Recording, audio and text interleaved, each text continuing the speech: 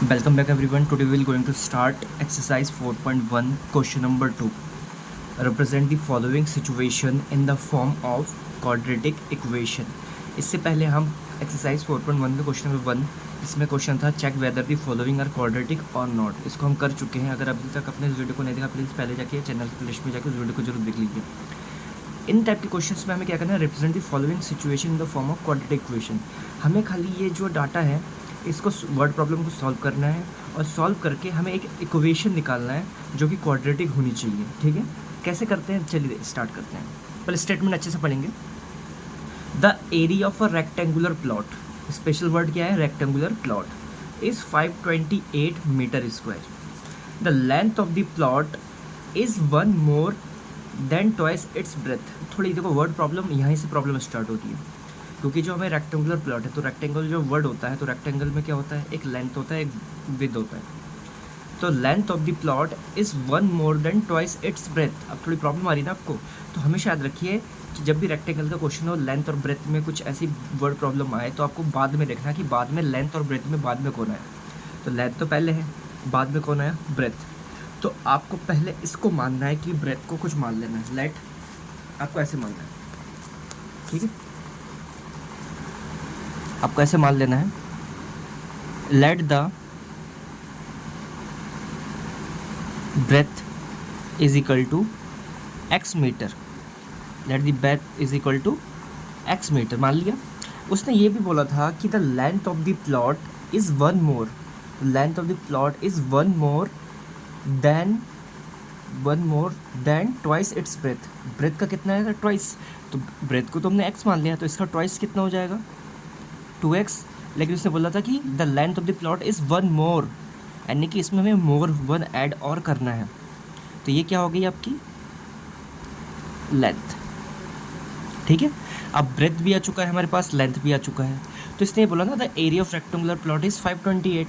तो मुझे फॉर्मूला लगाना पड़ेगा एरिया ऑफ रेक्टेंगल का। Area of rectangle is equal to length into breadth. अब the area of rectangular plot यानी एरिया आपको दे चुका है 528। तो एरिया किधर लिखा हुआ है, इधर एरिया लिखा हुआ है, इधर एरिया। तो इधर एरिया वर्ड लिखा हुआ है, एरिया वर्ड किधर लिखा हुआ है, यहाँ लिखा हुआ है। तो एरिया की वैल्यू आपको इधर रखनी पड़ेगी। 528 इज इक्वल टू में लेंथ है, तो लेंथ तो हम निकाल चुके हैं, क्या है 2x + 1।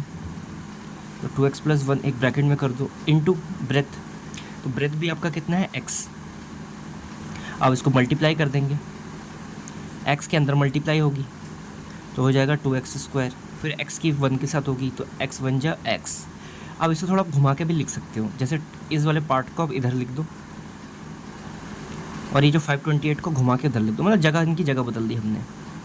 अब इसको चाहे तो अब ऐसे भी करके लिख सकते हो, ये भी आंसर आपका ठीक है। वरना और इसको आप कैसे लिख सकते हो, 2x² + x। ये जो पॉजिटिव का दिख रहा है आपको इधर लेके आओगे तो ये आपका नेगेटिव का बन जाएगा। तो इस तरह से हमने क्वाड्रेटिक इक्वेशन को फॉर्म कर दिया है। ठीक है, आई होप आपको समझ में आ गया होगा। तो बढ़ेंगे हम क्वेश्चन नंबर 2 की तरफ, देखते हैं क्वेश्चन नंबर 2 पर। क्वेश्चन नंबर 2 जो है उसका स्टेटमेंट अच्छे से पढ़ेंगे। लिखा है the product of to consecutive positive integers. Consecutive positive integers क्या होता है, जैसे इंटीजर क्या होता है, नेगेटिव भी होते हैं पॉजिटिव भी होते हैं। अगर मैंने बोला कि पहला इंटीजर 1 है तो उसका आगे वाला कंसेक्यूटिव मतलब क्या होगा, 2 होगा। जैसे एक इंटीजर अगर कंसेक्यूटिव मतलब लगातार, जिसमें गैप ना हो। अगर मैंने आपसे कहा कि मुझे ये बताओ कि एक इंटीजर है आपका, एक इंटीजर आपके पास x, तो दूसरा क्या हो जाएगा, जैसे मैंने लिखा 1, तो 1 के बाद ये 2 कैसे आया होगा, तो 1 में 1 ऐड करना पड़ा तभी तो 2 आया ना। तो अगर मैं पहला इंटीजर मान लेता हूँ, let the first integer be. अगर मैं पहले वाले को x मानता हूँ तो जैसे 1 से 2 कैसे आया, तो 1 में आपको +1 करना पड़ा ना, क्योंकि पहले इंटीजर में आपको ऐड 1 करना पड़ा। तो हमारा पहले इंटीजर x है तो इसमें भी तो 1 ऐड करोगे ना।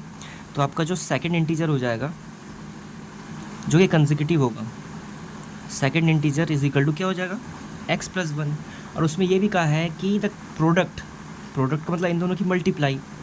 तो फिर अकॉर्डिंग टू क्वेश्चन इन दोनों का प्रोडक्ट यानी कि x मल्टीप्लाई x + 1 का जो प्रोडक्ट दे रखा है वो कितना दे रखा है, 306 अंदर खाली मल्टीप्लाई कर देंगे, x into x x square, x बन जा एक्स, ये जो प्लस का इधर जाकर लेके आते हो तो क्या हो जाएगा माइनस का। तो इस तरह से हमारा ये क्वाड्रेटिक इक्वेशन फॉर्म हो चुका है। ठीक, अब बढ़ेंगे हम थर्ड पार्ट की तरफ। थर्ड पार्ट बहुत इजी है और इम्पॉर्टेंट है। क्या है पढ़ेंगे अच्छे से। लिखा है Rohan's mother is 26 years older than him. अच्छे से यहीं से स्टार्ट हो जाएगा question. Rohan's mother is 26 years older than him, यानी रोहन की जो भी एज रही होगी उससे कितनी ओल्ड है, यानी ज़्यादा बड़ी कितनी है, 26 ईयर्स बड़ी है ना।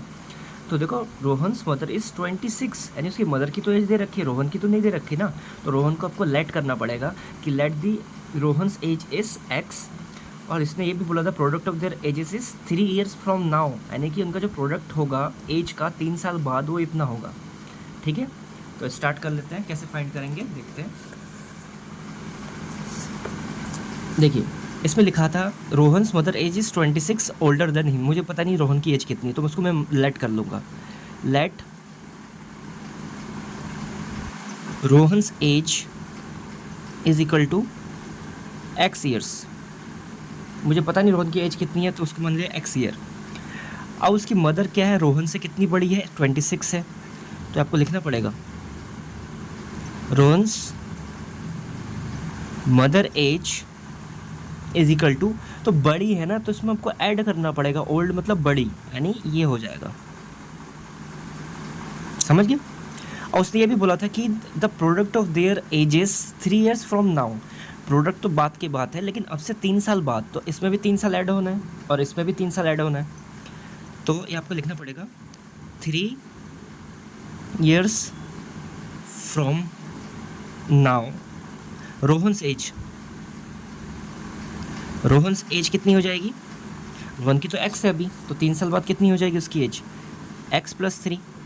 तो 3 years from now Rohan's mother age, उसकी मदर की भी एज कितनी हो जाएगी,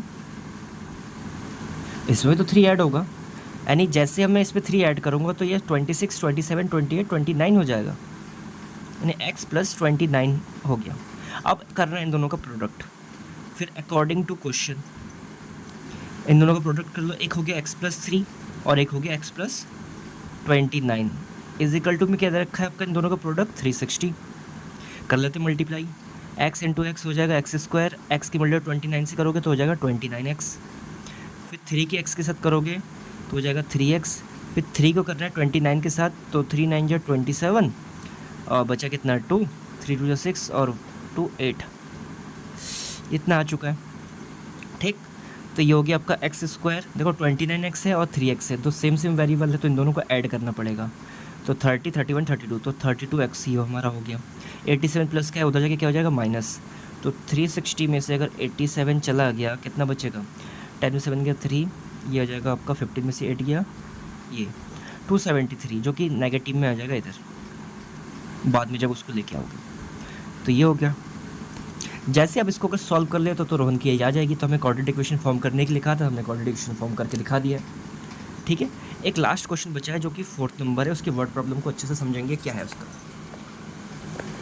मेन होता है आपका क्वाड्रेटिक इक्वेशन फॉर्म करना। जैसे क्वाड्रेटिक इक्वेशन फॉर्म हो गया तो उसको तो फैक्टराइजेशन से या क्वाड्रेटिक फार्मूला से इजीली निकाल सकते हो। ठीक, अब क्वेश्चन है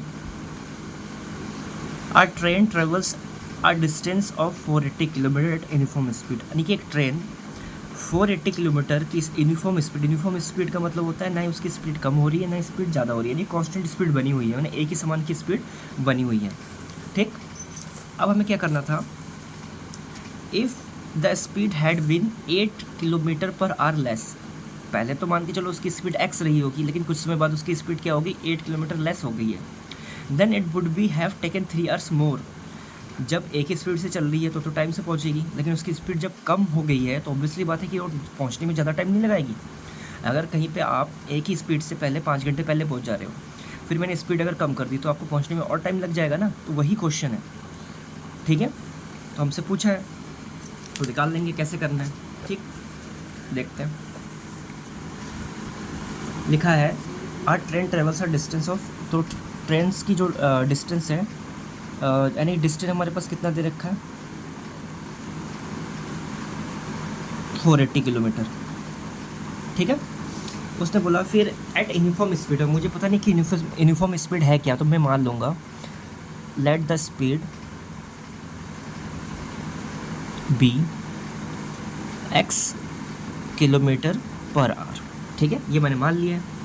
तो फिर अब मुझे पता है कि जब भी डिस्टेंस और स्पीड का कोई वर्ड आता है तो आपको फॉर्मूला चाहिए होता है time is equal to T मतलब time is equal to distance, D मतलब distance, time is equal to distance upon speed, ये फॉर्मूला होता है।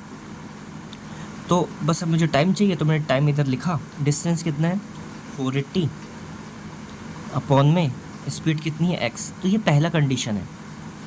अब उसने बोला था कि अब अगर स्पीड 8 किलोमीटर लेस हो जाती है, now the speed after 8 kilometre less, 8 kilometre per hour less, जब ये 8 किलोमीटर पहले तो x थी, अब 8 किलोमीटर लेस हो गई है, तो लेस का मतलब x में आपको माइनस करना पड़ेगा। ठीक है, फिर से देख लो, आपका तो टाइम फिर से अब फिर से नया सिचुएशन आएगा। आपकी स्पीड तो चेंज नहीं हुई, मतलब डिस्टेंस तो सेम ही रहेगा, लेकिन स्पीड आपकी चेंज होगी। पहले तो x थी, अब लेस होने के बाद कितना हो गया x माइनस 8, ये होगी आपकी दो सिचुएशन। अब उसने ये भी कहा था कि ये तीन घंटे ज़्यादा ले रही है, तो 3 घंटे ज़्यादा लेने का मतलब क्या हो गया, इन दोनों के बीच का डिफरेंस निकाल लेंगे हम, 480 अपॉन पहला, अब कम हो रही है इसमें स्पीड तो बीच में माइनस का सिंबल लगेगा, और सेकंड वाला क्या है 480 अपॉन एक्स, कितने घंटे ले रही है 3 घंटे कम ले रही है, तो यहाँ पे रखा मैंने। ठीक, अब आपके ऊपर है, आप क्रॉस मल्टीप्लाई कर दो। ठीक है, आप क्रॉस मल्टीप्लाई भी कर सकते हो, वरना ऐसे भी कर सकते हो, जैसे x इंटू 480 x हो जाएगा, माइनस x इंटू 480 x हो जाएगा। ठीक, ये तो हो जाएगा। फिर 8 की यहाँ पे करोगे तो प्लस हो जाएगा, 800, 8 8 जो 64 का 4 कैरी 6, 8 4 जो 32 और 6 हो जाएगा आपका 38 अपॉन नीचे वाले की भी मल्टीप्लाई होनी है, x इंटू एक्स स्क्वायर और x into 8 minus 8x is equal to में 3। अब देखो ये नेगेटिव का है, पॉजिटिव का कैंसिल आउट, ऊपर क्या बचा 3840। अब ये तो डिवाइड में है तो कहाँ चला जाएगा, इसके साथ मल्टीप्लाई में, तो x square into 3x square, 8 3 जा 24x। अब मैं क्या करूँगा, इस चीज़ को घुमा के इधर लिख दूँ, ठीक है, और इस चीज़ को घुमा के उधर लिख दूँ, मतलब इन दोनों को जगह बदलती मैंने, इसको इधर लिख दिया और इसको इधर लिख दिया, यही करना है। ठीक है, अब क्या करना है, इसको नेगेटिव में ले आओ, तो 3x स्क्वायर माइनस 24x और माइनस 3840। देखो ये आ चुका है आपका रिक्वायर्ड कोऑर्डिनेशन। जैसे सॉल्व करोगे आपकी ट्रेन की स्पीड निकल जाएगी। इसको आप और भी छोटा कर सकते हो कि चेक करो कि सभी में 3 का टेबल अगर डिवाइड हो जा रहा है तो 3 से कर दो, वरना नहीं हो रहा तो यहाँ तक भी आपका आंसर सही है। आई होप आपको आज का वर्ड प्रॉब्लम समझ में आ गया होगा। प्लीज़ अगर आपको ये समझ में आए तो प्लीज़ चैनल को सब्सक्राइब कीजिए, ज़्यादा से ज़्यादा लोग तक शेयर कीजिए।